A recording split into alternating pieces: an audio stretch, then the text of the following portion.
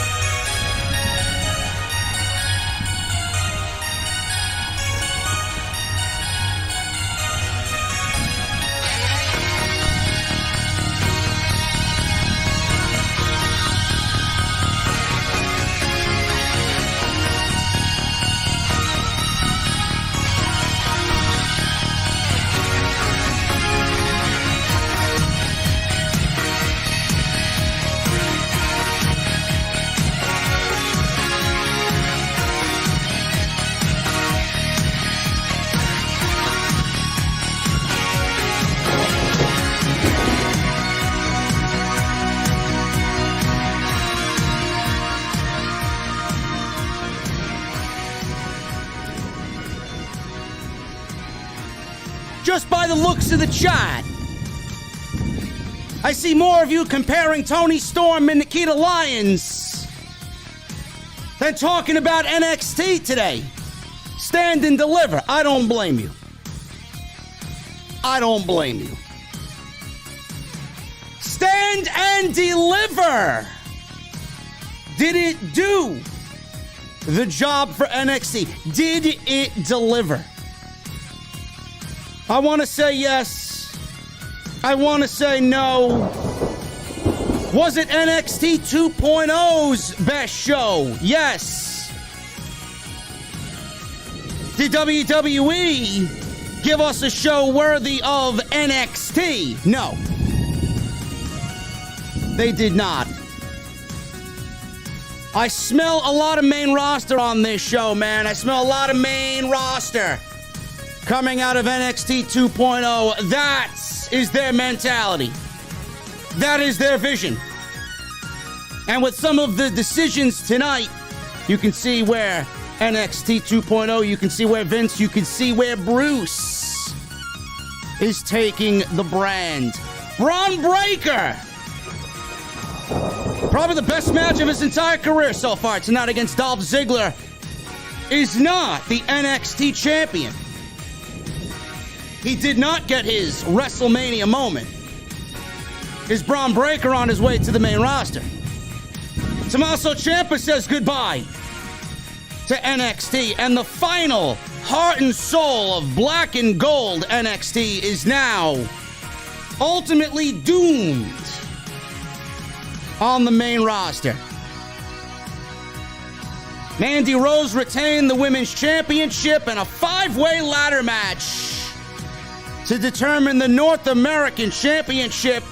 I wonder what it's going to be, with a lot of these NXT favorites losing tonight. Ladies and gentlemen, it is happy hour inside the venue. It is Saturday afternoon. It is WrestleMania weekend, and I'm ready. I'm going to the venue, but I got one question for you before we get there, man. During this happy hour this afternoon, what are you guys fucking drinking? I'll see you over there.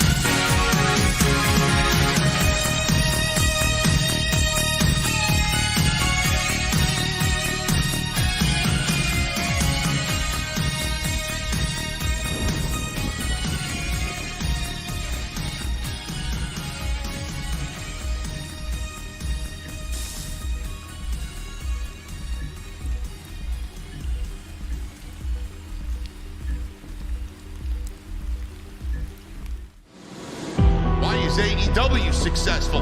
Why is Tony Khan running his promotion better than Vince McMahon and Bruce Pritchard are running Monday night and Friday night?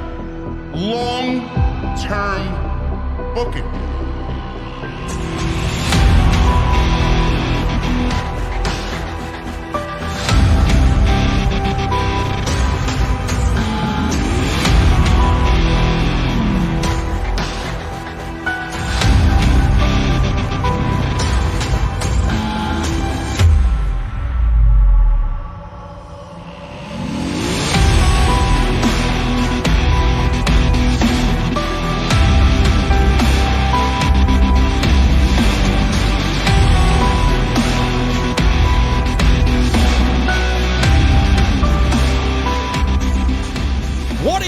Guys, thank you so very much for joining me right here on Off the Script. This is your NXT Stand and Deliver 2022 post show. I am JD from New York. As always, coming to you live from the OTS venue. Thank you guys so very much for joining me on your Saturday afternoons, wherever you may be. I know a lot of people are still upset that the old NXT is now long gone, never to return again under the WWE banner. Triple H came out tonight, and we saw the final beating heart of what is the black and gold NXT. Triple H came out tonight after Tommaso Ciampa lost what I thought was a very good match with my boy Tony D'Angelo, Tony D. Ciampa was on the stage, on the ramp, and all of a sudden we hear Triple H's theme music go off. And out comes Triple H for the first time in front of an NXT crowd since his cardiac event, embraced Tommaso Ciampa. They hugged. Both men overly emotional, tears in their eyes, tears in my eyes, because I know what NXT Black and Gold meant to not only me, but to all of you as well. An absolutely surreal moment. Maybe one of the best moments of the entire year. Never mind this week. But I'm here to tell you that NXT 1.0, the Black and Gold, is still somehow alive. Now it's in the hands of Tony Khan. Now it is called Ring of Honor. And you got that last night. I don't really care where it's done, but the vibe and the feel of what NXT 1.0 was alive and well last night in Garland, Texas at Ring of Honor Super Card of Honor. NXT tonight, man, you know, I've been very hard on NXT 2.0, and rightfully so. Nobody's going to ever accept this brand as what it is right now. there's a lot to like as far as talent. There's talent that's there, man. Carmelo Hayes. Everybody in that ladder match, pretty much. Carmelo Hayes. Grayson Waller is a fucking psychopath. Cameron Grimes. Legado del Fantasma. Santos Escobar. I love Santos Escobar. He is absolutely primed and ready for a main roster run. If they want to book him, man, they got their next Mexican superstar right there, man. Seriously. When Rey Mysterio goes bye-bye, Santos Escobar should be the guy. There's no fucking question about that. The guy is incredible. He speaks great English. He's fantastic in the ring. And I just think he's got everything that there needs to be. He's the total package as far as talent in WWE. Cameron Grimes is another one, like I said. There's a lot to like about the brand. Tony D'Angelo, Bron Breakker. He's still rough around the edges, but you got to appreciate and respect Bron Breakker's work ethic, man. Then there's a lot not to like about NXT. The colors, the whole vibe. It's very Monday Night Raw-esque. It's basically Monday Night Raw on Tuesday nights. 2 to 3 minute matches. There's only a specific group of people that are going to give you the old school vibe of what NXT used to be as far as an in-ring product. Everything feels so main roster. Everything feels so main roster. Even the crowd tonight, man, this was not, and I've been saying this for weeks, months. That NXT crowd at the Performance Center is not the original Full Sail crowd. I don't know who the fuck these people are. I don't know where they came from. I don't know what their deal is. But they are the most casual and nauseating fans you could possibly find about a product anywhere.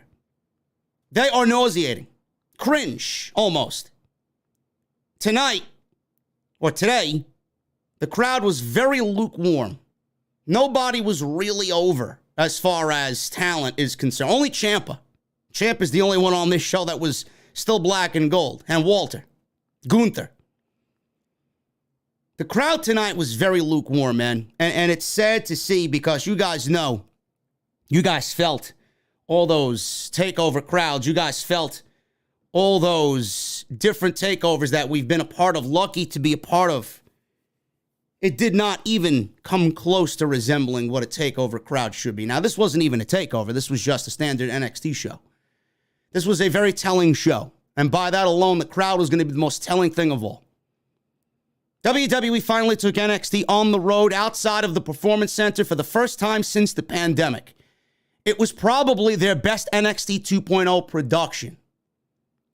But there is a clear sign. There is a clear sign amongst... Now listen, you know, I am in the minority here. I am a vocal voice on social media. I see it, I hear it, I feel it, I watch it, I know it, I see my own analytics. Nobody is going to appreciate, nobody is going to take to this new vision of NXT so soon after the original NXT was done as dirty as it was by WWE management. This crowd, this feel, this vibe, NXT 1.0 was something completely different.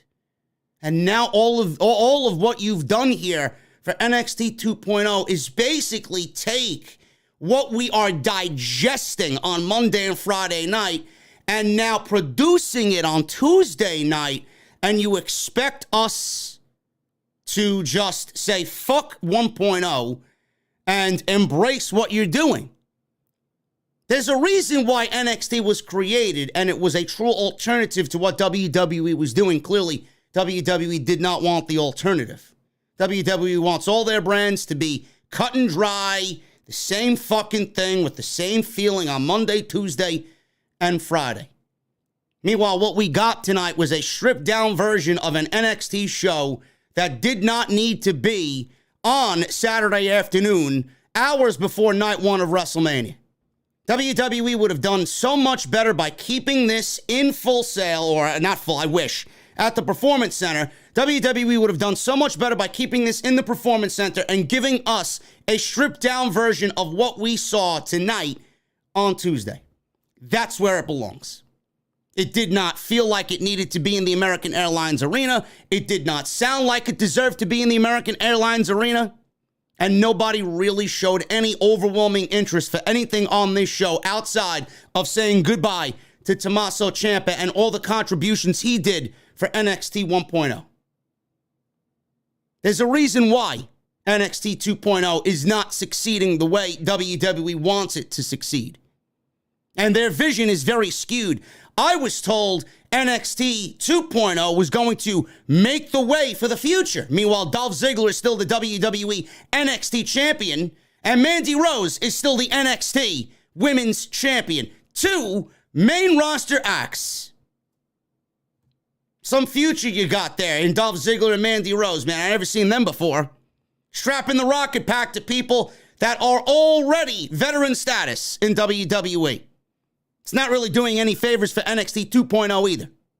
When you got 2 main roster talents holding both singles titles in NXT. Show could have been a lot better just based on giving it that NXT feel, but WWE feels like the main roster feel, the main roster vibe that we get on Monday and Friday is a necessity on now Tuesday night. It's the one overwhelming fact that I got from this entire show. GUNTHER and LA Knight. Hard-hitting match. Quick. Very fast-paced. Main roster feel. Bron Breakker and Dolph Ziggler. Main roster feel. The women's match. Main roster feel. Basic fatal 4-way. Basic fatal 4-way. Tag team title match. Triple threat. Basic triple threat match. Nothing out of the ordinary there. Nothing. The ladder match. It is very difficult to be creative in a multi-man ladder match. I love all the talents that were in that match. But they didn't do anything groundbreaking in that match. Everything that we saw in that ladder match, basically you'd see done on the main roster. Overbooked, couple of high spots, couple of ladder bumps. Same old with the ladder match. Not to take away from anything that those guys did in that match, but everything felt main roster.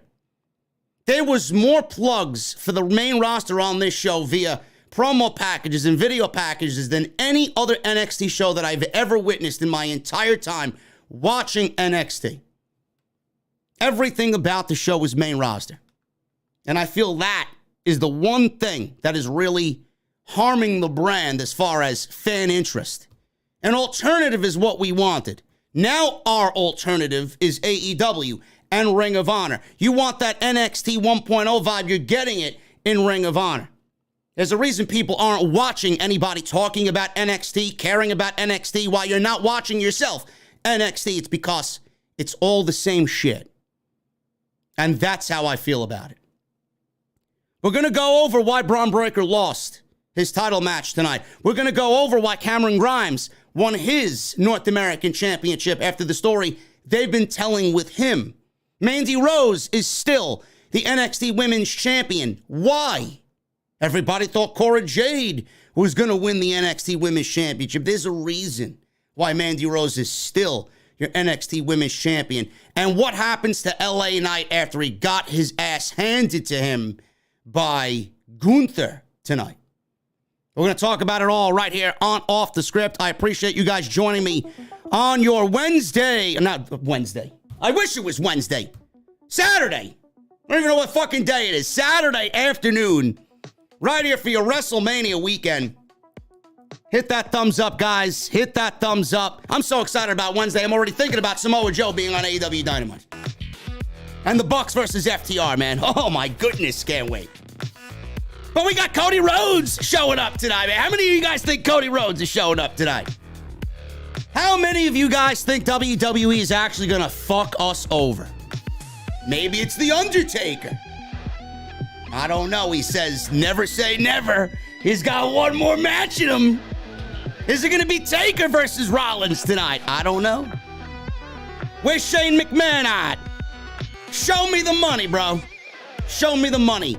Then WWE could show everybody heading for the fucking exits if Shane McMahon is showing up to wrestle Seth Rollins.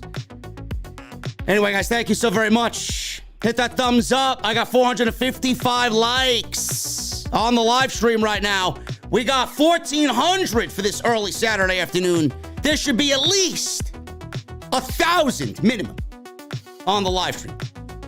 So make sure you guys hit that thumbs up. Super chats are open. Get them on in. We got a couple of bombs already. We'll go over them at the end of the show.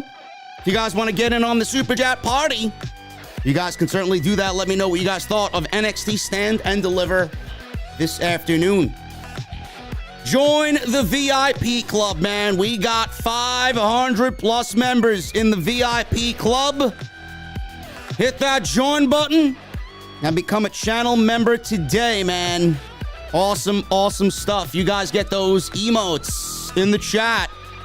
You could use them in the live streams. You could use them on the comment section. You guys get those badges next to your name as well to show off your VIP status. And I sent out a members-only post today on YouTube. You guys got access to the OTS Discord.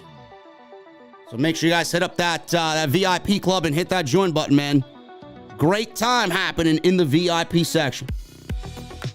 Hit that subscribe button down below. Turn on the bell for notifications as always. Go check out all the other videos that you might have missed on the channel, including last night's Ring of Honor, Super Card of Honor post-show, man. We got 2,100 in the venue. I'm so glad I covered that over SmackDown last night. Oh, my goodness.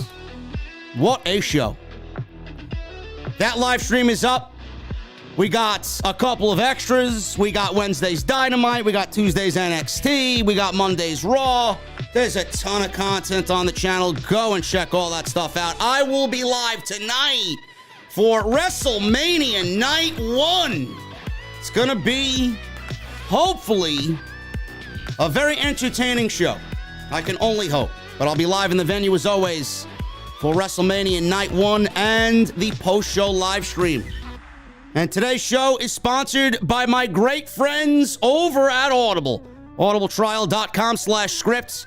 You guys can sign up using our link, and you're going to get 30 days free of their service and one free audiobook of your choice. That's audibletrial.com/scripts. And I want to thank them for once again sponsoring the post show right here for NXT on Off the Scripts.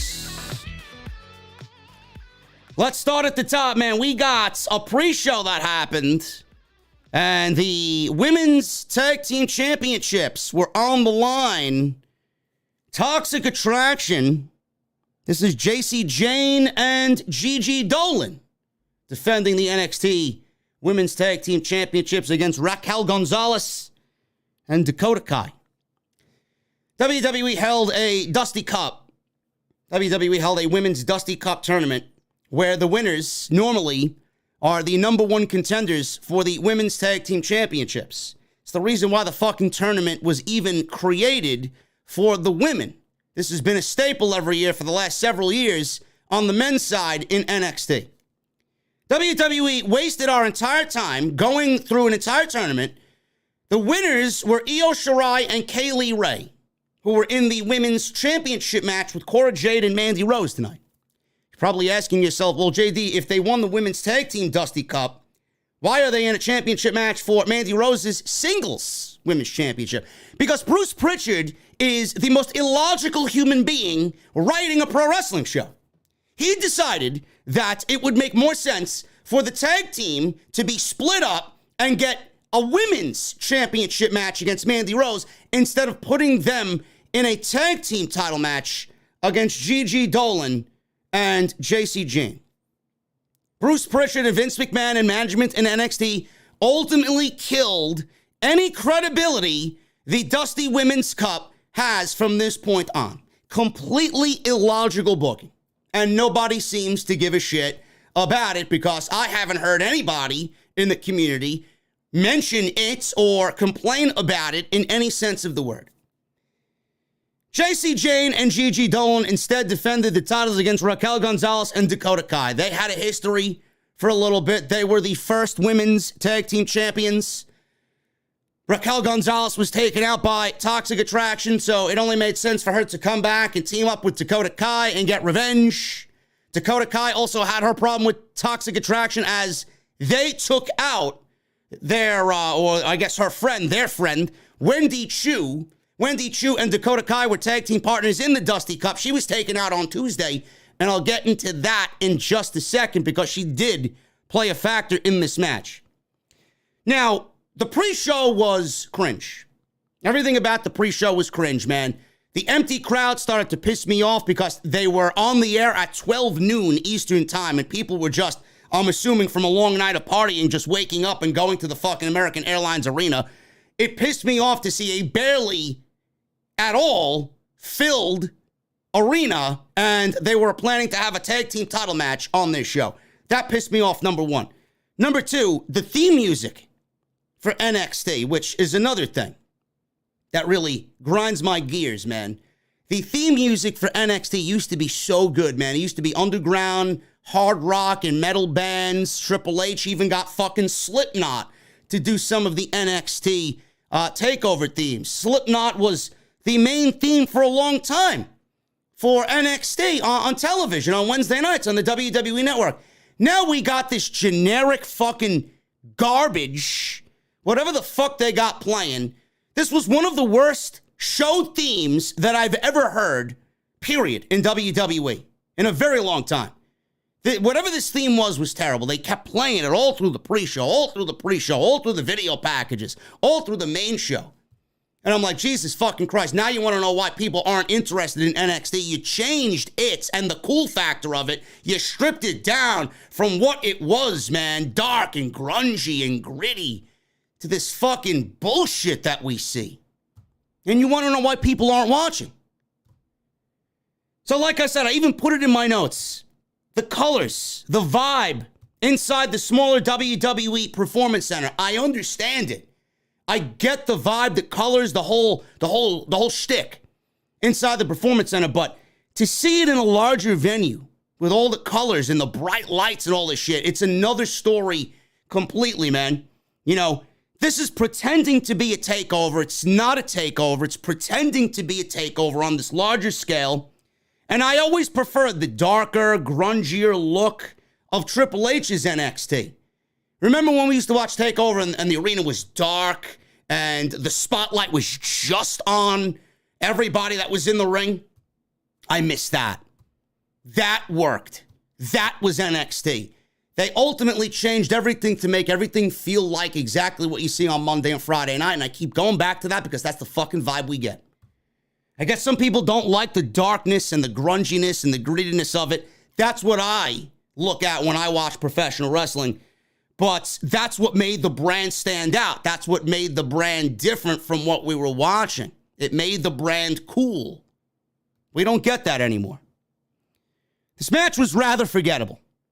Nothing happened in this match that I really even bothered to take notes on.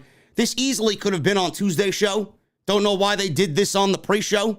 Pre-show only needed to be a half an hour. They went 1 fucking hour with the pre-show talking about God knows what. Brillo head over there. Sam Roberts, who shaved his head bald. Now he's fucking cue ball head. Sam Roberts. Acting like a fucking geek on the pre-show. This could have easily been on Tuesday's show. This did not need to be on the pre-show for Stand and Deliver. I thought it would have been a hotter crowd even on Tuesday compared to this. Very lukewarm. Nobody seemed to care about anything that was going on here. Wendy Choo. I mentioned Wendy Choo. They're making Wendy Choo out to be NXT's Orange Cassidy per se. Wendy Choo teamed with Dakota Kai in the Women's Dusty Cup. She was beaten by Toxic Attraction last week on Tuesday. We saw her pajamas, her sippy cup, and her pillow defluffed. It was cut and all the feathers and the plush were taken out of the pillow. And this was all laid in the back. Well, that's all you've seen in the back. Wendy Choo, where is she? She got beat up by Toxic Attraction. Tonight, she reappeared and caused a distraction by throwing orange soda in the face of Gigi Dolan while she was outside towards the end of this match. This led to JC Jane then turning her back on the challengers, yelling at Wendy Choo, calling her a freak. She turned around into a 2-on-1 situation from Dakota Kai and Raquel Gonzalez. Gonzalez then legally tagged in, gave Jane her one-handed powerbomb finish. Dakota Kai and Raquel Gonzalez are the new NXT Women's Champions. That's pretty much it. Again, nothing here was all that impressive, a rather forgettable match. People are just waking up, and WWE wants to do title changes on the pre-show, and nobody even knows NXT is fucking on. I question what WWE does with their tag team championships as far as the women's division is concerned. And I mention this, and again, I don't really see people complaining about it. Why do we need women's tag team championships? Is there a reason that the women need tag team championships? Raquel Gonzalez and Dakota Kai, two women that are more than ready for the main roster. Unless Toxic Attraction's getting called up to the main roster. I have no idea. That's what I initially thought while watching this show. I'm like, well, JC Jane and Gigi Dolan just lost the tag team championships. There's no way that Mandy Rose is walking out as women's champion. They may end up calling up Toxic Attraction to the main roster. That's what I initially thought. Raquel Gonzalez and Dakota Kai are both ready for the main roster. I was surprised to see them win here. I really was. But my question to everybody is, what is the difference between Toxic Attraction and Dakota Kai, Raquel Gonzalez? You got new champions, and what does that mean for the tag team championships? It means nothing. You basically took the titles off of one team to put them on the other team, and yet the company and the division and the brand all remain in the same spot. There are no other tag teams for NXT to put against its champion, no matter who the champions are. What are we doing? What are we doing with the women's tag team championships? I honestly said this from day fucking one. No need. You don't need to expand on any women's wrestling by adding more championships. The more titles you add, the less valuable they'll become because NXT cut a lot from their women's roster. There's no legit tag teams. If you had a tag team division, I wouldn't be here sitting and complaining about its fucking titles. You don't. Toxic Attraction and this team of Raquel Gonzalez and Dakota Kai that was randomly paired together because you had nobody else for JC Jane and Gigi Dolan. Enough is enough. Retire the titles. Get rid of them. Doesn't need to be a thing. But here we are. Here we are. So I ask again, what is now the plan by putting the titles on somebody else when ultimately you're in the same position as you were in with them being on Toxic Attraction? I don't know. Your guess is as good as mine. So we go from that into the North American Championship ladder match. This was a match I was looking forward to most. Santos Escobar, Grayson Waller, Cameron Grimes, Carmelo Hayes, and my boy Solo Sikoa. He is the brother of Jimmy and Jey Uso. Escobar and Waller made their entrances right during the end of the pre-show. I don't know why. So Waller and Escobar make their entrances during the pre-show. Then all of a sudden, WWE cuts into this nauseating Charlotte Flair and Ronda Rousey. Ronda Rousey. Oh, I'm going to the main event of WrestleMania. You know, they told me to say that I'm in the main event of WrestleMania. But I am the co-main event because Stone Cold, Steve Austin, and Kevin Owens are closing night one. Ronda Rousey. A nauseating Charlotte Flair and Ronda Rousey video package while Escobar and Waller made their fucking entrances on the pre-show. And then we go into the main entrance, or the main intro for Stand and Deliver. And then we see everybody else making their entrance. Solo Sikoa never even got a fucking entrance. And he's in a 5-way ladder match for the second most prestigious title in the entire brand. Solo Sikoa didn't even get an entrance. What a weird fucking way to do things. You couldn't have these guys make their way out on the main show? You were that much strapped for time that Santos Escobar, Grayson Waller, and Solo Sikoa couldn't get a fucking entrance on the main show. Very weird how they did things tonight. Cameron Grimes had a very cool rocket CGI entrance. CGI graphic on the stage that went all the way up on the Titantron, smoke coming out from underneath it. They really did send him to the moon. Cameron Grimes. They really did send him to the moon tonight. Carmelo Hayes got his usual entrance with Trick Williams. Nothing special there. The bell rang. Carmelo Hayes, right at the bell, was yelling at all four guys, saying that he gave them all this opportunity, these mellow-fication matches to qualify for this ladder match. If you guys have been watching NXT, none of them deserve the North American title, he says. Everyone took turns getting a chance in the ring. We saw everyone mix it up a little at the top with everybody. Grimes and Escobar, Hayes and Solo, Grimes and Hayes. Carmelo went and wanted a ladder. Sent Trick Williams to go get a ladder, but Legado del Fantasma was on the outside. They stopped him. Grayson Waller had his big muscle there, Sangha, right? The big Indian guy, Sangha, is there. And he had Sangha go up the aisleway and grab him a huge ladder from the ramp. Everyone took turns doing dives over the top. Sikoa onto Sangha. Escobar with an absolutely beautiful torpedo dive on Solo. Grimes and Hayes followed with dives of their own. Waller said, screw it, I'm not diving onto everybody. He was the smart guy. He said, fuck the dive, I'm setting up this ladder and I'm climbing up to the top to grab the title. So Solo comes back into the ring, because you know everybody during these ladder matches, they gotta have a little rest period on the outside. So Solo comes back in. He trapped Waller in the corner with a ladder. And then he sent Hayes face first into the ladder with Waller still trapped against the turnbuckle. Same thing to Escobar. He then, with all three of these guys trapped behind a ladder wall, he does a big splash running from corner to corner onto the ladder and onto these guys. I don't know if that had any effect on the three guys. It looked like it hurt Solo Sikoa more than it did the other three guys that were behind the ladders. He tried to climb up first, and he was stopped by Cameron Grimes. Solo Sikoa was stopped by Cameron Grimes. Grimes and Hayes then went at it for a bit, and Grimes clotheslined Hayes with a ladder, turning him inside out. That was a nice, cool spot. Grimes was then taken out by Escobar as he was laying in the corner, and Escobar crotched him with the ladder. Pretty much took the ladder that was standing sideways on the mat and shoved it right into his crotch. So Escobar tried to climb, and he was given a cutter off the ladder by Waller. Hayes with a springboard clothesline to Waller, knocking him off the ladder. Very nice spot there by Carmelo Hayes. He tried to do the same thing to Solo Sikoa, but Solo gave him a super kick to the chance of Uso.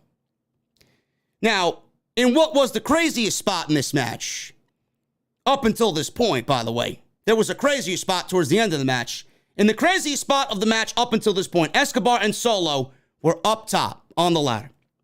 Escobar then climbs up the ladder. He floats over the ladder, and in an unreal spot, an absolutely devastating sunset flip on Solo off the ladder on top of a ladder that was propped up in the corner down below. This was incredible. Waller came back into the ring. He tried to climb. He was stopped by Trick Williams, and Sangha took him out. And this was a cool spot. Sangha came in. The ladder was propped up, right? Trick Williams is there trying to get the ladder. Sangha comes in, and the support beams that hold up the ladder, he chopped both support beams, ripped the ladder in half, and started using each half of the ladder as a weapon. So now we're getting the secondary players, all the managers and the muscle, getting into the match. This started to become an overbooked mess here. So Sangha took out Trick Williams, destroyed the ladder, ripped it in half. Elektra Lopez and Legado del Fantasma came in to take Sangha out. This broke down into chaos. It completely deviated away from all five guys that were actually in the match. Lopez then did an assisted springboard crossbody onto Waller, onto the outside.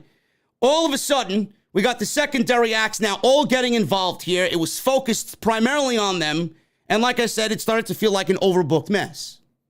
I really think it started to take away from the guys that were actually in this match. I did not like that at all. I know they want to get everybody over. They want to give everybody a little shine, but the match is not about them. The match is not about them at all. Trick Williams interferes again. This time, the ladder's up, and he actually climbs, and he's got this phobia of heights. If there's one thing that Trick Williams and I are, in common with, we have phobias of heights. I can't stand heights, man. I can't fly. I hate flying. I fly when I have to, but I can't stand flying. I don't go on roller coasters. I don't go on Ferris wheels. I don't do anything, man. I don't do anything like that needs me to leave the ground. So he's up there. He's afraid of climbing the ladder, and he's trying to grab the title. Grimes dumps him over the top rope, and Williams goes sailing to the outside. Waller now climbs the ladder. He's fingertips away. He actually touches the title. Escobar stops him with a super Frankensteiner off the ladder. Man, I love Escobar. Escobar is great. Sikoa then spears Escobar. Grimes gives Sikoa a cave-in on a ladder bridge. There's these two ladders that are propped from the apron and the barricade on the outside. He does a cave-in on the ladder bridge to Sikoa.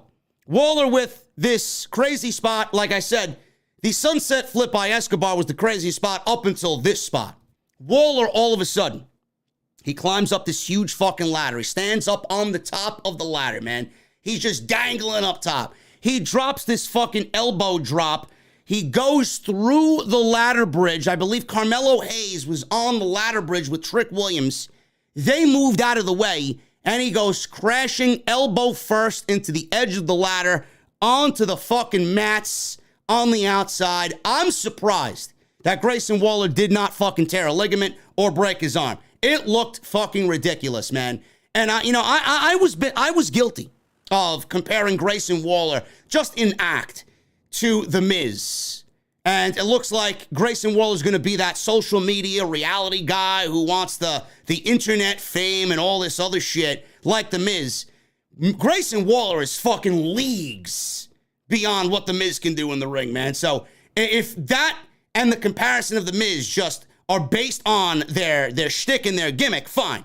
But Grayson Waller is a crazy son of a bitch. If this is any indication about what we may get with him in the future, man, and he's not afraid to take shit like that and risks like that, I'm going to actually become a fan of Grayson Waller. That shit was impressive. You don't need to do that type of shit. Now, I don't know if he's going to be allowed to do that on the main roster, but you better enjoy it now. You better enjoy it now. I thought that was a crazy fucking spot by Grayson Waller, man. Excellent stuff there. In the ring, after all this chaos on the outside, Escobar gives Hayes a phantom driver. That's his finishing move. Grimes out of nowhere leaps off the top rope with a cave-in on Escobar. Grimes then climbs the ladder, and this is his moment for his father, for his family, to honor his father who passed away a couple years ago. He wins the North American Championship, and Cameron Grimes tastes his first NXT gold. Awesome ladder match, man. Really fucking fun ladder match. I'm not going to even compare it to the inaugural North American ladder match that's included Adam Cole and Ricochet and Lars Sullivan and EC3, Killian Dane, and the Velveteen Dream. But this was fun. This was a great way to open the show. Lots of high spots. It's very difficult to be creative in these types of ladder matches. I thought all these guys killed it. The one takeaway from it, and, Sanga, the muscle for Grayson Waller, he looked great. And I think that is the reason why they wanted to do it. Trick Williams looked like a geek, and Elektra Lopez got a nice little spot, but, it was too long. There was a lot of time allotted to all of the extras on the outside, Legado and Elektra Lopez and Sanga and Trick Williams getting their shine in this match. It absolutely, I get why they absolutely did it, but it also took away from the 5 guys that were originally scheduled to be in this match. It almost felt like a fucking 10-man, 11-man ladder match. So that's the only takeaway that I would say is negative about this. Other than that, I don't have a problem with Cameron Grimes winning the North American Championship. It's nice to see him finally getting his just deserved there. And Carmelo Hayes did very well with that title. It makes me wonder. WWE is incredibly high on Carmelo Hayes. It makes me wonder what Carmelo Hayes does now. Do we see Carmelo Hayes go after the NXT Championship? Is he the one to take down Dolph Ziggler? Or is Carmelo Hayes going to get fast-tracked to the main roster because Shawn Michaels praises this man up and down, left and right? He's the next pet project of Shawn Michaels in NXT. Do we see Carmelo Hayes on the main roster? Is he ready for the main roster? I don't know. Let me know what you guys think about that, but the new North American champion at Cameron Grimes, fun match, great way to open the show. Crowd was into it, and it was relatively close to what we get to an NXT match with all 5 of these guys. There was chaos. There was an overbooked main roster feel to it. Everything worked in this match, and all 5 guys killed it. Cameron Grimes is the new North American champion. Tony D'Angelo. He was there with AJ Galante against Tommaso Ciampa. They showed a very emotional video package on the big screen highlighting Tommaso Ciampa's entire NXT run, magical NXT run in NXT 1.0. When people want to talk about the greatest NXT champion of all time, man, you can give me Samoa Joe, you can tell me Finn Balor, you can say Shinsuke Nakamura. The greatest NXT champion of all time is Tommaso Ciampa, bar none. Nobody better. Nobody better. He made that championship the most sought-after title in the entire company. Tommaso Ciampa did. And I got a little teary-eyed just watching and hearing Ciampa talk and seeing all the memories, the flashbacks of these great promos he used to cut and all these scenes from NXT 1.0, man. I said it to a couple of people on social media. I didn't think I was going to get emotional during this match because more than likely Ciampa is going to be on the main roster. That's the part I get emotional about. How great he is and how great he has been to NXT, ultimately to be wasted away under main roster management. Tommaso Ciampa deserves a lot better than that. But I did get a little teary-eyed watching and listening to this video package while he came out. Tony D'Angelo showed up in the arena driving a Cadillac into the garage. He was accompanied by AJ Galante. Don't know where AJ Galante is from. They mentioned some Netflix show that he's a part of. But he was there and he was accompanying Mr. D'Angelo to the ring for his match with Tommaso Ciampa. Tony D'Angelo, by the way, his tracksuit tonight was fucking beautiful, man. Black and gold. He really looked like a fucking mob boss with that tracksuit that he was wearing tonight, man. Love it. Match started off pretty physical right from the start. Both guys getting a little offense on each other. And D'Angelo escaped to the outside of the ring. He lured Ciampa back into the ring to take a little bit of the advantage and swing it his way. That did not last long. Ciampa regained the advantage. 2 huge running knees to Tony D'Angelo's face. In the corner, threw him to the outside. Did the 3rd knee to his face on the outside, right in front of the people sitting front row. He then celebrated by doing his signature pat on the back for the very last time in NXT, man. The last time we will see the pat on the back and the frantic clapping by Tommaso Ciampa on an NXT program. Ciampa then did what he did with Johnny Gargano in all those classic matches, man. That street fight, that no-holds-barred match that they had, right? That unsanctioned match. He pulled up the mat, the black mat on the outside, and it revealed the concrete floor. Typical Tommaso Ciampa. Back in the ring, it wasn't used yet. That would come into play later in the match. Back in the ring, D'Angelo took advantage. Butterfly suplex into the first pinfall for him during this match. He then slowed the match down with a headlock. Ciampa got his second wind, multiple clotheslines. Ciampa went for fairy tale ending here, and he went for the air raid crash. D'Angelo countered both the air raid crash and the fairy tale ending. And he tried to do a cheap leverage pin by hooking Ciampa's tights behind the referee's back. So Ciampa went for a quick pinfall of his own, and he did the same thing to D'Angelo and tried to hook D'Angelo's tights in a pinfall of his own. Ciampa then was throwing chops. He ripped Tony D'Angelo's wife beater off. He exposed Tony's chest, and he put D'Angelo up top. He went for an avalanche air raid crash to Tommaso Ciampa. D'Angelo escaped. He jumped off the top. Ciampa, he jumps up with a huge rising knee. And Tony D eats a big rising knee from Tommaso Ciampa. Both guys continue to go back and forth. Nobody getting the advantage. Tony D'Angelo got desperate. He crawls to the corner, and in between where the ring is and that little slit in the steel steps right near the ring post, he goes into there and he grabs out a steel crowbar. So the crowbar, who put it there? I don't know. What is it doing there? I don't know. Steel crowbar there. Referee saw it. Referee immediately took it from Tony D. And behind the referee's back, Tony D with a low blow on Tommaso Ciampa. D'Angelo was pissed that he was not able to use the crowbar, so he goes to the outside. He goes to the timekeeper's area, yelling at all the people out there. And he walked back into the ring and Ciampa met him with Widow's Bell and a fairy tale ending. Two of Ciampa's signature moves, and Tony D kicks out. Ciampa then applies a Gargano escape with chance of Johnny Wrestling in Dallas for Tommaso Ciampa. Ciampa's attempt with the mat being pulled up. Remember what he did earlier in the match. He's on the outside. The mat's still exposed. He wanted to use it. It backfired against him. Tony D with an implant DDT on Tommaso Ciampa on the exposed concrete. Rolled him back in the ring. A stiff boot to the face. Goes for the cover, and Tony D gets the victory over Tommaso Ciampa. A little lackluster in the ending. I don't think the boot was necessary. If you wanted to just end it on the DDT and roll him in the ring and pin him, I think that would have been enough. I actually think the kick to the face took away from the ending because the DDT was all you needed, really. Either way, Tony D'Angelo gets the victory here over Tommaso Ciampa. Probably the best match that Tony D wrestled. It was either this or Pete Dunne, and he's getting better and better in the ring, which is a great thing to see. I love the gimmick, and I'm a little biased towards it because I love the stereotypes, and I love the way he carries the character. He's going to be a big deal. And I could see him winning that North American Championship from Cameron Grimes, no question. I think it's time we start building up Tony D to a mid-card or a secondary championship in NXT. I think it's time for him to kind of get to that next level. Tommaso Ciampa. After Tony D left the ring, Ciampa stood in the ring. Chants of thank you, Ciampa, rang out in Dallas. He was on his knees. He kissed the mat.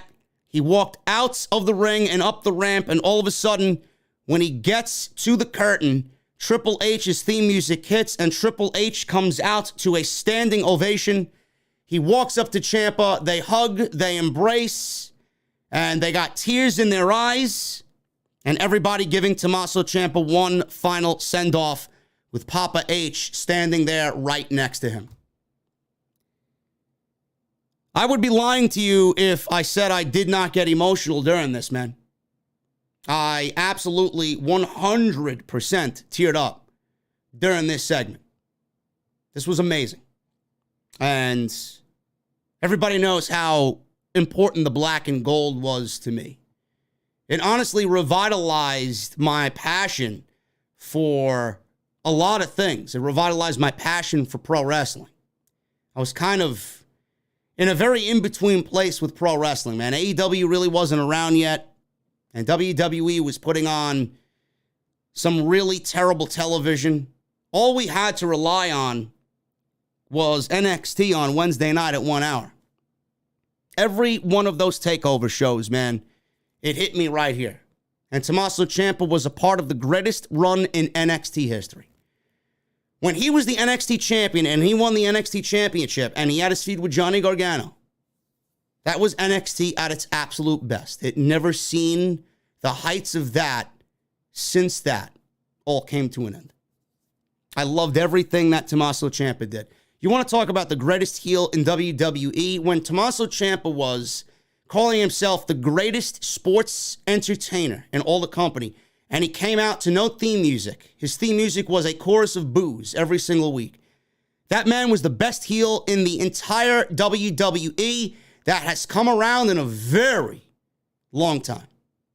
And NXT has produced some really good fucking heels, man. Ultimately to be killed by WWE on the main roster. Bobby Roode was another one. Bobby Roode was an amazing, amazing heel. That was some of the best work that Bobby Roode has ever done in his entire career. What he did in NXT. What did they do? They called him up, and Vince made him a babyface because he thought people were singing his song. He should be a babyface. Meanwhile, that shit doesn't even fucking make sense. It doesn't even register or apply to me. Let the fans be fans. Vince doesn't want wrestling fans to be marks. He hates the marks. That's why he changed it. That's why he changed Shinsuke Nakamura's theme back in the day, too, to that heel theme that we used to listen to when he came out when he was a heel. He didn't want people singing his theme song as a heel. They do now. They reverted back to his original NXT theme. Tommaso Ciampa will be greatly missed. He's probably going to the main roster. He's not going to AEW. I haven't heard anything about Tommaso Ciampa's contract being up. He's not going to AEW. He's not going to Ring of Honor. He's probably going to the main roster. He's probably going to land himself on Monday Night Raw. I don't know what he does. You know, there's a rumor going around that Edge is starting a little faction on Monday Night Raw. Do you want to know who I could see in that faction? Damian Priest, number one, because the guy is absolutely directionless right now on the main roster. Imagine a faction of Edge, Damian Priest, Dominic Dijakovic, and Tommaso Ciampa. I think that sounds like a fucking great faction if you ask me. Or even if you don't even want to add Dijak. Ciampa, Priest, and Edge on Monday Night Raw. Guy will be missed, man. He's the remaining heart and soul of NXT, now gone. And what an emotional moment to see Triple H come out, knowing the brand is not in his hands anymore, to come out and say a final goodbye to one of the best things that Triple H has ever produced in his entire career. Tommaso Ciampa, Johnny Gargano, and their feud for the NXT Championship. One of the best feuds in the entire WWE history are those two guys right there. Spearheaded by Triple H and Shawn Michaels, because they looked at Ciampa and Gargano as mirror images of themselves. That's what made it special. The Creed Brothers versus MSK versus Imperium. This is for the NXT Tag Team Championship. Triple threat match. I've been loving the work of the Creed Brothers, man. I didn't like them at first. I thought they were very green. They've molded themselves into a decent little tag team in their young career. I'm liking what I see so far. And with Malcolm Bivens as their mouthpiece, I think it works beautifully. MSK. I've been a fan of MSK since they came in. The one thing with MSK is I do think that they got pushed a little too fast, a little too hard right from the start. They weren't really given any time to kind of get the feeling of being in NXT. They were in, and then they were automatically at the top of the card. And Imperium. Imperium, to me, are the best tag team in all of WWE. A tag team division that includes the New Day and the Usos. They are the best tag team in all of WWE. WWE thought it was a great thing to change Imperium's theme music. I don't know why. They changed Imperium's theme music. Remember their epic theme music? It was the best theme and the best entrance with all three of them in the WWE. They changed it. I don't know why. I don't know what's wrong with these people. I don't. Absolutely unnecessary change. It now makes them less than because of the theme music. This shit sounded like some wannabe, epic, generic movie score, and it didn't come off as grand as their old theme music. I don't like it. They changed it. Shit like that, unnecessary change like that, pisses me the fuck off. And I'm sure you guys are angry as well. Brutus Creed, Marcel Bartel, and Wes Lee started this thing off. Brutus tried to use his power. Lee drop kicked him out of the ring. Nash Carter tags in, takes Bartel down. Brutus runs in. Carter fights him off. Bartel forearms Brutus in the chest. Sends Carter neck first into the middle rope, viciously. Bartel kicks Carter down and attacks Brutus. Fabian Eichner then tags in. The impressive Fabian Eichner. Julius Creed soon tags in, takes him out. Lee tags in, and the Creed brothers send him flying with a shoulder tackle. Eichner pulls Julius out of the ring, kicks Brutus in the face. Brutus hits Eichner with a slam, and Julius hits Bartel with a belly-to-belly suplex on the floor. Brutus then takes Carter out, starts to punch away at him. Julius tags back in, and MSK hit him with a double-team combo. Bartel is then hit with a double-team backbreaker stomp combo by MSK. Bartel then hits Lee with a diving uppercut. Imperium does some double team on Julius. Eichner then hits Carter with a scary-looking body slam onto the ropes. Eichner clotheslines Lee, covers, but Carter breaks it up. Imperium went for a double team move. They collided at ringside, took each other out. MSK gets Eichner in the ring and hits him with dives for a near fall. They all hit a superplex spot on everybody else. Brutus goes to the top. and he hits MSK and Bartel with a cannonball outside on the floor. So you can imagine Brutus bowling himself up into a cannonball and jumping off the top rope onto everybody on the outside. So the Creed brothers start to attack Carter. They go for a cover. Julius is pulled out of the ring. Imperium sends him into the ring steps. Brutus is on the apron, but Imperium hits him with the powerbomb uppercut combo on the floor. In the ring, MSK hits Bartel with some wild double team moves that included a double team powerbomb, and that was enough to get MSK the win. They are the new tag team champions in NXT. I was actually quite shocked by this. I did not expect MSK to win the tag team championships. I was ultimately going with the Creed brothers. They won the Dusty Cup.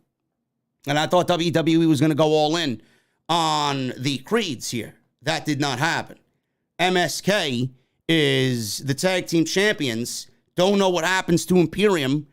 Walter or Gunther, he doesn't really belong on this show. He belongs on the main roster for sure. LA Knight's another guy, belongs on the main roster. All these guys have outgrown NXT. Fabian Aichner and Marcel Bartel, man, get them on the main roster and get them in a program with somebody. New Day, Usos, whoever it is. Just get them in a program and let them shine. They are too good to be held down in this fucking kiddie pool known as NXT 2.0. But the Creeds, the funny thing about the Creeds is we've been seeing these vignettes on NXT for the last 2 weeks. One, we saw these men in black wearing cowboy boots destroying the Diamond Mine training area. And then we got something last week where I believe it was either a New York or a Boston phone number showing up on their telephone saying that they would see the Creeds at Stand and Deliver. And we didn't see anything regarding these two mystery guys who are now stalking the Creed brothers.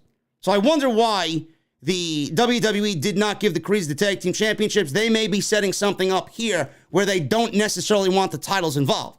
And they gave it to MSK. But my question is, now with MSK as tag team champions, who are they going to defend the titles against that they haven't already defended the titles against? What other tag teams exist on NXT? Imperium seems to be all but done. Nobody wants to see MSK versus Legado del Fantasma again. Nobody wants to see MSK defend against Jacket Time. Jacket Time. Nobody wants to see that. Nobody. So who else is in the tag team division? Same thing with the women's tag team titles. Very weak. The men's not so much, but it used to be so much stronger on NXT. But MSK is your new tag team champions. The Creeds are probably going to move on to who these mystery assailants are.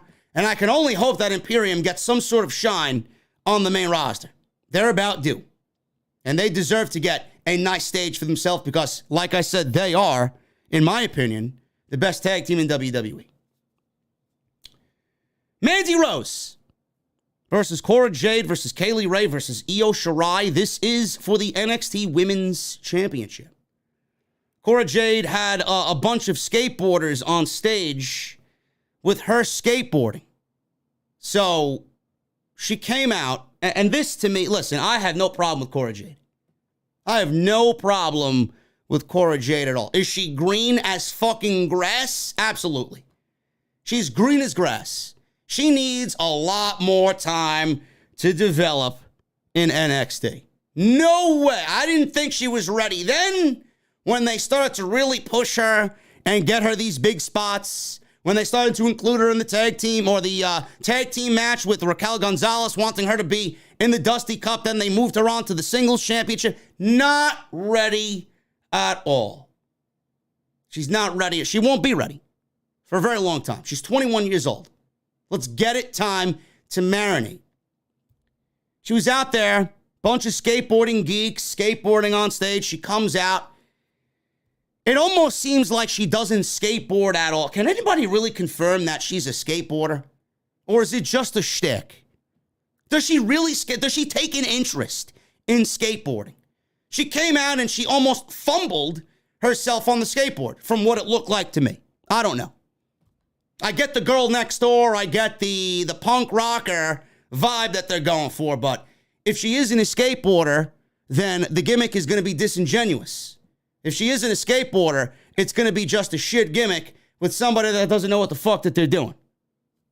I don't know. That's just the way I see it and the vibe I get with Cora Jade and her entrance.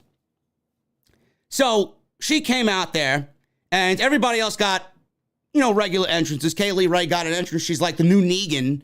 Comes out with a fucking a baseball bat that she pulls out of her backpack. I don't know whether she's going to fucking win championships and wrestle Io Shirai, Kaylee Ray, Mandy Rose, and Cora Jade in this match. I don't know if she's going into a fucking fatal four-way or if she's going to fight zombies next to fucking Negan leading the Saviors on The Walking Dead. Io Shirai made her entrance, usual entrance. Kaylee Ray made her entrance, usual entrance. Cora Jade, skateboarding geeks on the outside.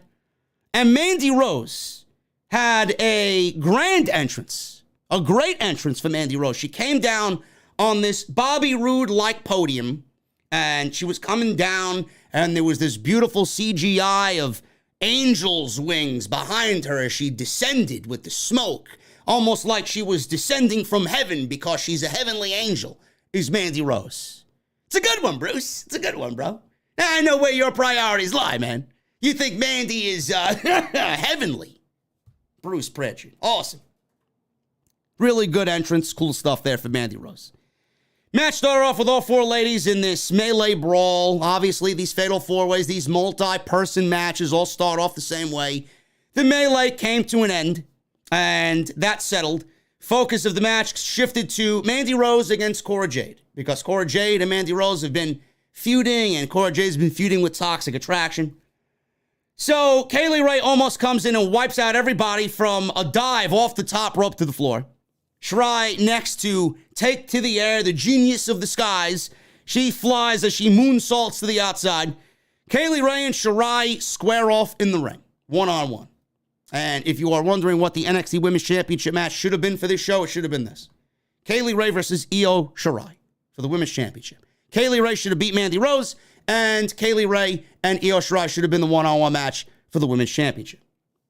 So they square off in the ring, and this is what I wanted to see. Clearly, with these two in the ring only, it improves the match because we see less of Mandy Rose and less of Cora Jade. Missile dropkick by Shirai on Kaylee Ray, but Rose breaks up a pinning attempt by Shirai. Kaylee Ray catches Rose in a submission hold. Shirai applies the Texas Cloverleaf on Jade at the same time, so we get the double submission moves in the middle of the ring. Jade got some time to shine. She ran wild on Mandy Rose. Kaylee Ray takes a Canadian destroyer from Cora Jade on the ring apron as she falls to the outside. Shirai takes out Jade with a Tiger feint kick to the back and then hits Rose with a missile dropkick followed by a German suplex for a very close near fall. Io almost won the title. So we see a Spanish fly by Io Shirai. A little bit after that, she plants Mandy Rose on the top rope. Spanish fly off the top rope by Io Shirai on Mandy Rose. Jade comes off the top rope in the 11th hour to break up that pinfall by Io to do a senton to break up the pin attempt. Jade then hits a sliced bread, sloppy, but hits a sliced bread and a double arm DDT, which looked great. So she got the DDT right, the sliced bread not so much. Kaylee Ray jumps in to break up that pin attempt on Mandy Rose. Gory bomb by Kaylee Ray on Jade. Kaylee Ray climbs to the top rope. Io Shirai shoves Kaylee Ray off the top rope, and Shirai hits her moonsault on Jade, about to win the title. Shirai went for the cover, yet Rose rushed in, booted Io in the head. She then cradles Shirai to get the upset victory in this match and retains the NXT Women's Championship.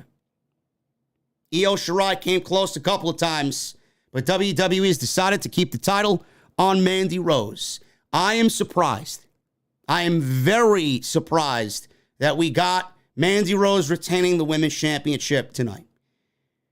Why did Mandy Rose retain the Women's Championship? Cora Jade's not ready. Cora Jade is not ready, folks. No matter how much you love Cora Jade and you love the girl next door, Cora Jade is not ready, man. She is green as fucking the dollar bills that sit on my desk next to me. She's not ready. You can't strap a rocket to somebody that's not ready and then expect people to actually legitimately care about them and believe in them. I don't think anybody believes in fucking little tiny Cora Jade beating Io Shirai and Kaylee Ray for the fucking NXT Women's Championship. She's not ready. Will she be ready? I hope so. This division needs new, fresh faces. I hope she's coming along, and maybe when she's not 21 years old or 22 years old, however fucking old she is, when she's maybe 25, 26, maybe she'll be ready for a legitimate run as champion. Can't give a title to somebody because she's got a pretty face. Doesn't work around here. Mandy Rose is a pretty face, but she's much more well-seasoned than Cora Jade. Let's be real. Cora Jade not ready. Io Shirai, she's the old guard, man. She's black and gold. They're not going to give a black and gold a new championship run, right? Nah. Kaylee Ray, the same thing. Kaylee Ray, the same thing. She's black and gold as well. She's been in NXT UK for how long now? Longest reigning NXT UK champion of all time there. She's a Triple H girl. So is Io. They're not winning the championships. They're not going to go back and give the old guard the championships. They're not going to do that. Mandy Rose is going to lose the championship to Nikita Lyons. That's my choice. That's my prediction. Now, there was a rumor, and I want to address this because Alexa Bliss has been very vocal about not being used on television. You know, it would absolutely not shock me at all to see Alexa Bliss go back to NXT and do exactly what Mandy Rose did and win the NXT Women's Championship. I could see this happening just now as I'm talking about it. There's rumors about Alexa being unhappy, Alexa complaining why she's not on TV. Why is Alexa Bliss, who they brought back to TV, who they did therapy sessions with, who they put in the Elimination Chamber match at the pay-per-view for the shot at Becky Lynch at WrestleMania. They put her in a wrestling match. She's clearly ready to go. She's cleared. I could see Alexa Bliss going back to NXT and going back to the goddess. Like she sheds all this fucking dark lily bullshit, goes back to NXT and does a different take on the goddess Alexa Bliss, reinvents herself, wins the NXT Women's Championship, and then Mandy Rose and Toxic Attraction could get called up to the main roster. Because I don't see them down there for the duration of their time there. I don't see them down there forever. Clearly, they're going to get called up to the main roster. But I could see that happen on NXT. And why do you think that they would do that? Look at the landscape. Look at the landscape of NXT. Dolph Ziggler is the NXT champion. And Mandy Rose currently is the women's champion. They are not afraid to give main roster talent an NXT championship. They're not. All they care about is ratings. They know they're never going to accumulate the ratings that they want and the ratings that USA Network need with the fucking talent that they got there that's barely ready for television. They're going to give it to Alexa Bliss. They're going to give it to Dolph Ziggler. That's why we saw Rey Mysterio on there with Dominic. That's why we saw AJ Styles there. They could tell you all they want. That, oh yeah, it was my idea for NXT. No, it wasn't. You have no fucking say in anything you want to do here. With Bruce and Vince? No way. No way.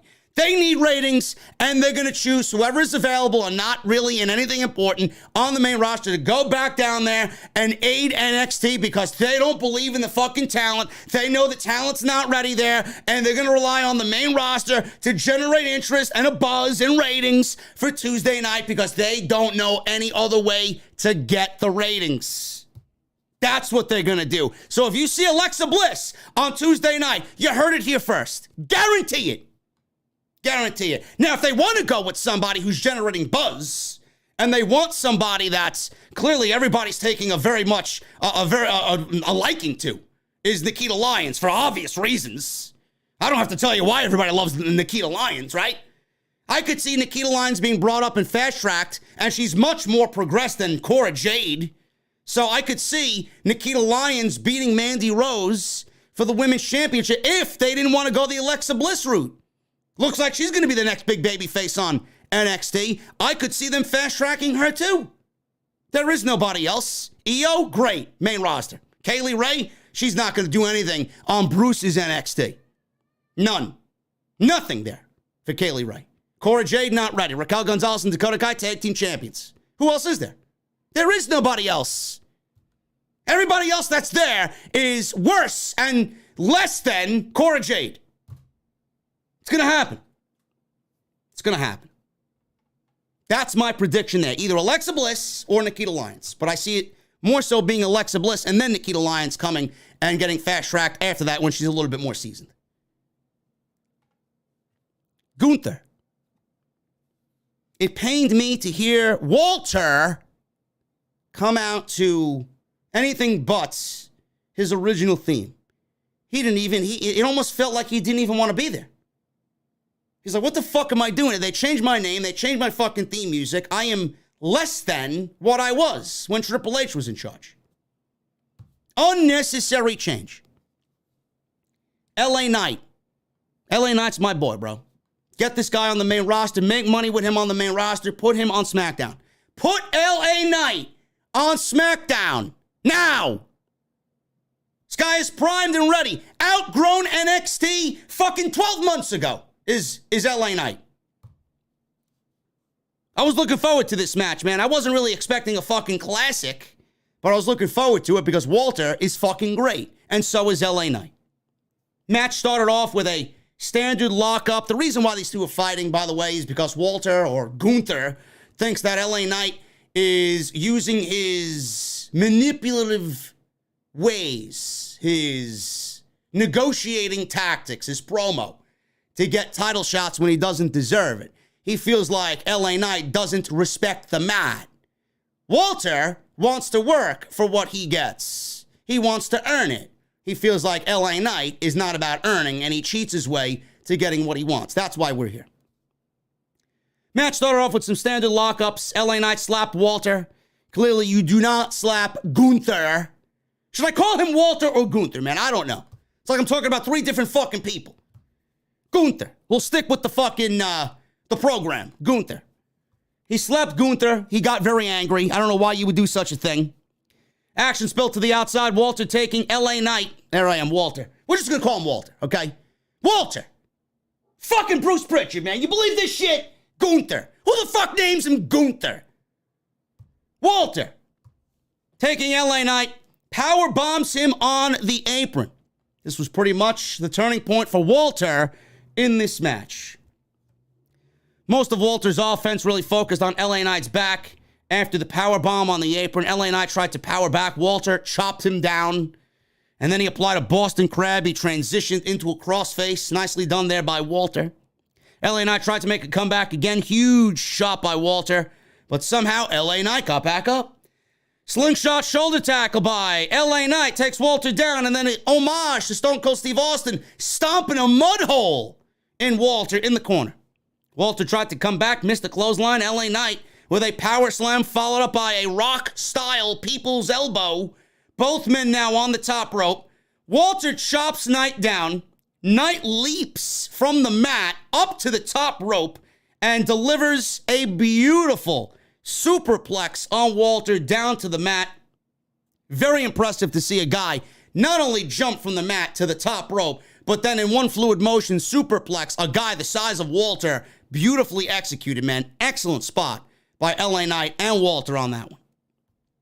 Walter went right back for the chops after he got up, right into a sleeper hold on LA Knight. Somehow Knight battled out. Walter, he was on LA Knight's shoulders, and he delivered a burning fucking hammer to Walter. It's not as devastating as the way it should be executed, but it was a burning hammer nonetheless, or a reverse Death Valley driver if you want to call it that, but it looked like a burning hammer to me. Near fall there by LA Knight. Knight is now on the top rope. Walter met him up there with more chops to the chest, chops to the back. Then Walter absolutely fucking drives the soul out of LA Knight with a fucking brutal clothesline, flipping him over, knocking him into the ring. LA Knight laid on his back, and Walter comes off the top rope with his very scary big splash, and that was it. 1, 2, 3, And that was it for LA Knight. Goodbye, SmackDown. Here comes LA Knight. I don't know what they do with Walter, man. I don't know what they do with Walter. These are two guys that have outgrown the brand. I don't want Walter on the main roster because I know what to expect with Walter on the main roster. They would bury this guy beyond recognition. Along with Imperium. Imperium will be chasing fucking R-Truth around for the 24/7 title. Walter will be sitting in the fucking crowd while Tamina Snuka and fucking Akira Tozawa get married. It's exactly what's going to happen to them. I don't want to see them there. I wish Walter would fucking have his contract expired and he'd show up in Tony Khan's promotion tomorrow. That's what I want. I don't expect anything to happen good with these guys. Meanwhile, I think Walter and Roman Reigns would be a perfect program to generate some fucking buzz on SmackDown. Imperium versus the Bloodline, man. It writes itself. It sells itself. No, but WWE's not going to do anything close to that. No way. I don't know what Walter does. He may stay down there for a little bit. I could see who we saw tonight lose. Carmelo Hayes, I could see on the main roster. Bron Breakker, I could see on the main roster. We'll talk about him in a second. Io Shirai, I could see on the main roster. She's also outgrown this brand. There's going to be call-ups. Who they are and when they're going to happen, I don't know. So we'll see what happens. Walter gets the victory over LA Knight. Very good match. It was short. It was exactly the time it was supposed to be. Quick, painless, and brutal. Good stuff. Good stuff.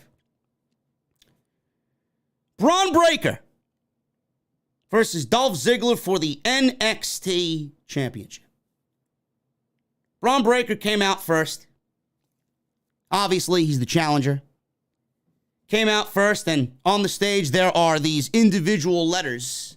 It says NXT. They're not the black and gold NXT. They are in the colorful new scheme of NXT 2.0. So he had a chainsaw, and because it's in Texas, and they figured they'd be funny with the Texas Chainsaw Massacre, right? Oh, yeah, you massacred NXT. What are you trying to tell me, Bruce? What are you trying to tell me, Bruce? You massacred NXT. I know. There's always a hidden message behind everything you do, bro. I know.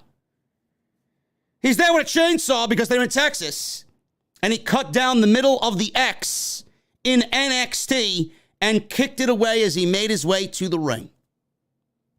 It wasn't as bad or egregious as him destroying the black and gold when he beat Ciampa for the title. That fucking shit angered me.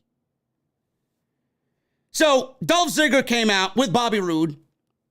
No special entrance for Dolph. He just came out, just regular old Dolph Ziggler. I still don't understand the need to give Dolph Ziggler the NXT Championship. I don't get it. But why did we need to give Dolph Ziggler the NXT Championship? It doesn't make sense to me. Now, I've been saying this for weeks. If Bron Breakker went into this show, this event, Stand and Deliver, as champion, I don't think it made any difference. Ziggler being the champion did not enhance Bron Breakker whatsoever. It made no difference in Bron Breakker's presentation at all. I said it would have been the same thing if Bron Breakker came in as champion and Ziggler was the challenger. Breakker already had, this is what WWE doesn't understand. This is what the fucking stupid fans on social media don't understand. They think I'm complaining. You only get one opportunity. He won his first title with less than 20 matches. You already gave him his crowning moment at New Year's Evil. That was it. You gave him his one token title, his first title run, right? And what did you do with it? You wasted it. You can't redo that. You can't take it back and do it again. It's already been done. It's already been done. It doesn't make any sense, and it doesn't make Bron Breakker any more special. That's just what I think of the situation. Breakker and Ziggler went at it. Ziggler was in control for a little bit. Breakker quickly took advantage. Multiple belly-to-belly overhead suplexes on Ziggler. Breakker looked calm. He looked collected. He looked like he was going to coast to an NXT championship. He yelled immediately within 3 minutes, "It's done." He was going to finish Dolph right away. He was looking to finish Ziggler off. Robert Roode grabbed his leg underneath the rope, Referee saw it, kicked Bobby Roode out. All while Ziggler removed a middle turnbuckle behind the referee's back as he was obviously kicking Bobby Roode out. This was all one big master plan for Dolph Ziggler, man. The veteran knows what he's doing. So with Bobby Roode kicked out, he tried to take advantage and Breaker right back to the suplexes on Dolph. Breaker went up top. Ziggler slipped out. Crotch breaker on the top rope. Neck breaker off the top by Dolph. He goes for his first cover, gets a 2 counts on Bron. At one point, Ziggler was in control. He slowed the match down. Breaker tried to go back up top. Ziggler tripped him up again. And the back of his head, as he was on the top, he slipped off the top rope, or Dolph tripped him up, landed on the back of his head on the top turnbuckle.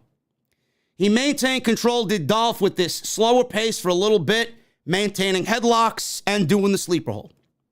Shoulder tackles, more suplexes by Breaker to create some space and maybe come back. Tilt-a-whirl slam, goes for a cover, gets a near fall. He goes up top, does Breaker. He's been up top for a couple of times. So he was up there with an idea in mind, and he finally got it. He hit a huge Frankensteiner off the top rope, goes for a near fall, only gets a 2 count. Breaker then delivered a spear, his first spear of the match, legitimately snapped Ziggler in half.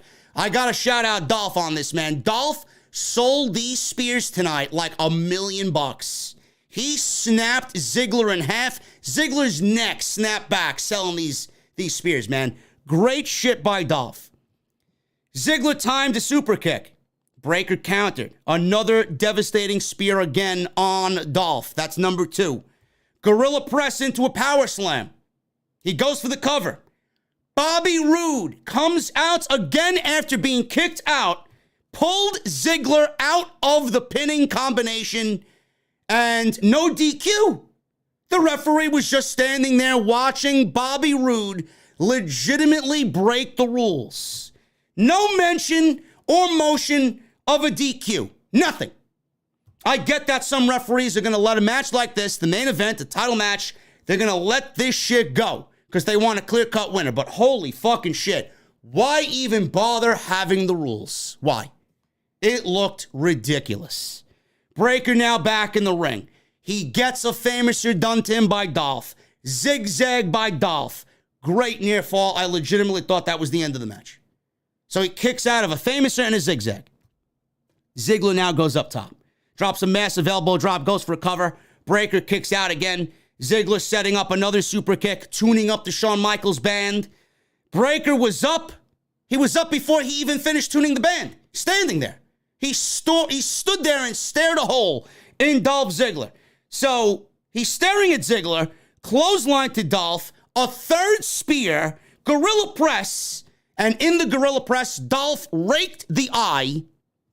He slips out and he shoves Bron into the exposed turnbuckle from earlier in the match, head first, zigzag, 1, 2, 3, and Dolph Ziggler retains the NXT Championship.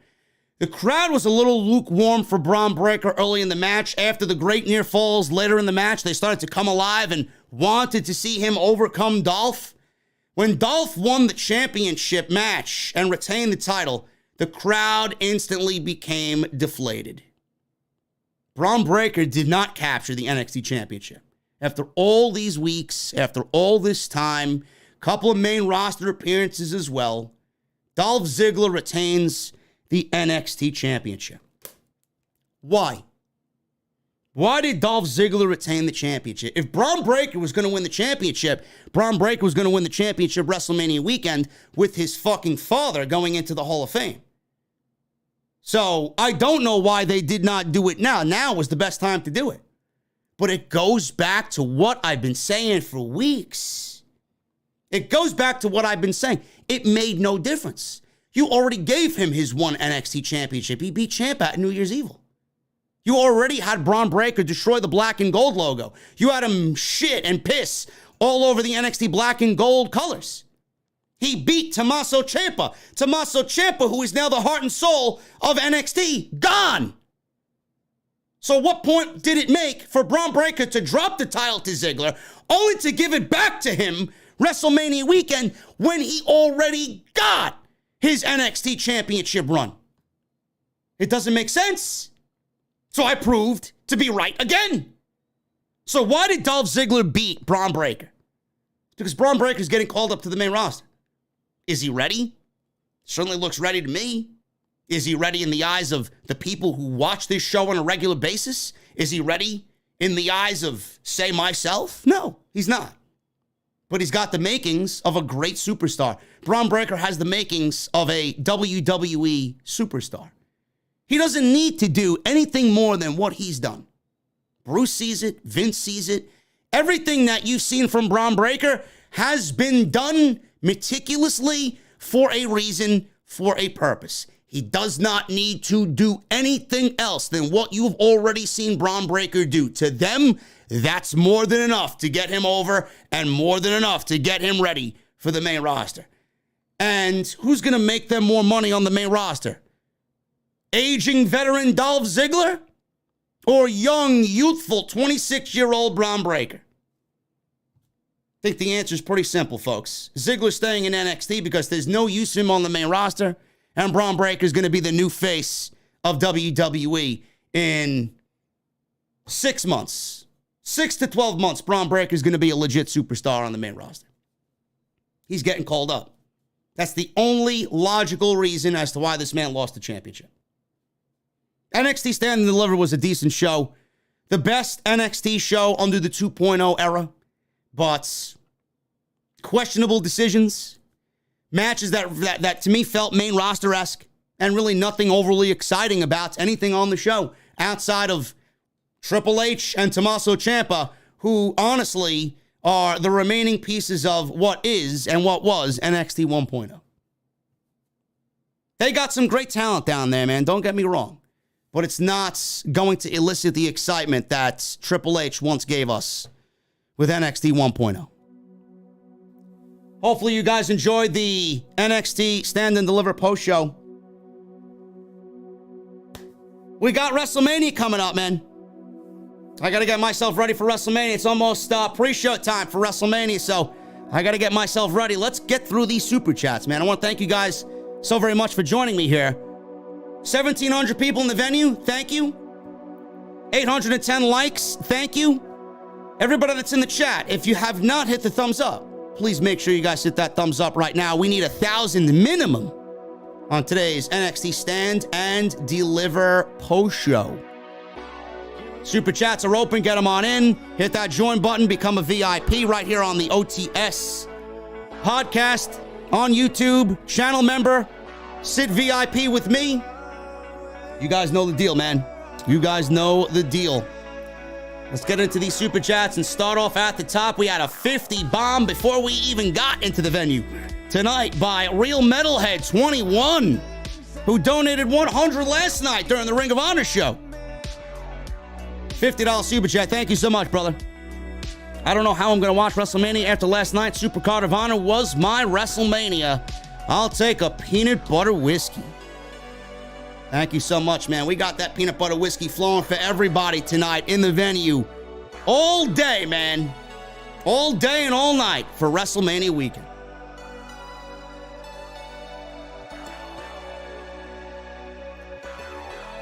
We got Sean Crockett with a $20 super chat. Love to watch you, JD. I never catch you live. I'm up so early, I crash early. I acknowledge you, my IWC Tribal Chief. I appreciate that, brother. Thank you, Sean Crockett, with the $20 super chat. I'm glad you're able to catch me this afternoon, bro. Always great. Esato Fortune with a Canadian $5 super chat. I don't get it. We have new guys like Theory, pinning veteran champs clean like Finn and Ricochet. But in NXT, Mandy and Dolph pin the new generation. I don't know, man. WWE seems to think it's going to get the young talent over if the old guard or the veterans continue to win. I don't know. I couldn't tell you. We got a 25 in super chat by Gabriel Boss. JD, do you think any of the women's matches tonight can steal the show like Sasha and Bianca did last year, or Cody and Seth will steal their thunder? None of the women's matches are going to be particularly good tonight. Maybe Bianca and Becky, but even then I'm not interested. Not interested whatsoever. John R. with a $5 super chat. What is the point of NXT 2.0? I have no idea, brother. No idea. How are you building and developing new stars when you have two main roster vets as your top champions? It's a good question, John R. Something that I posed a couple of times in this very podcast tonight. I don't know. Rich Gamble becomes a member. Thank you so much, brother. You're sitting VIP with me back there, bro. What are you drinking tonight? Simply the Pope becomes a new member. Yo, Pope. Thank you so much, man. What are you drinking tonight? And we got my boy Big Hodge Media, man, in the chat. This fucking guy. Sorry I missed your phone call earlier, brother. I've been fucking sleep deprived and busy, man. If I showed you the fucking notes I took for this show, man, I gotta wake up and bury my head in this fucking shit. Barely even had breakfast. Thank you so much, brother. He leaves a $20 super chat. Go follow Big Hodge on his YouTube channel, man. Vlogs, tech, lifestyle, all done by my boy Big Hodge, man. Shot professionally, better than anything. $20 super chat. He says, Season 2. Critiques and Connoisseurs, man, coming back. Season 2. When we get that ball rolling, man, you guys will know. You guys will know, man.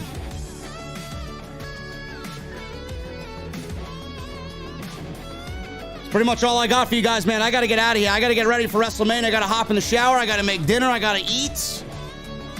I got to watch this fucking, what's looking like a dumbass version of SmackDown, disguised as WrestleMania. Ridiculous, man. Hey, yo, Jesse. Jesse, I know you watch NXT tonight, bro. Don't give me no lip. Make sure the venue is stocked for later, man. I'm expecting 5 large in the venue, okay? And you better show up to work, man. Don't be late. East in Dallas. We got nobody serving the drinks. Yo, real metalhead. With another $50 super chat. Oh, my goodness. Looking forward to seeing who Seth's opponent is.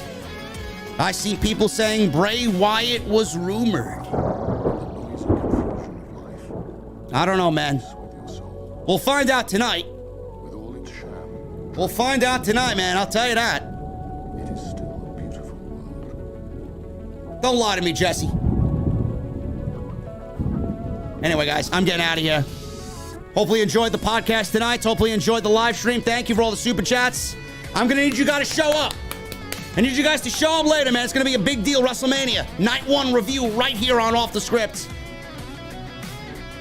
I'm going to save my intro, or my outro, rather, for later. I'm not even going to play Pilot. I'm just going to leave you with some Chris McKean, man. Some Evermore.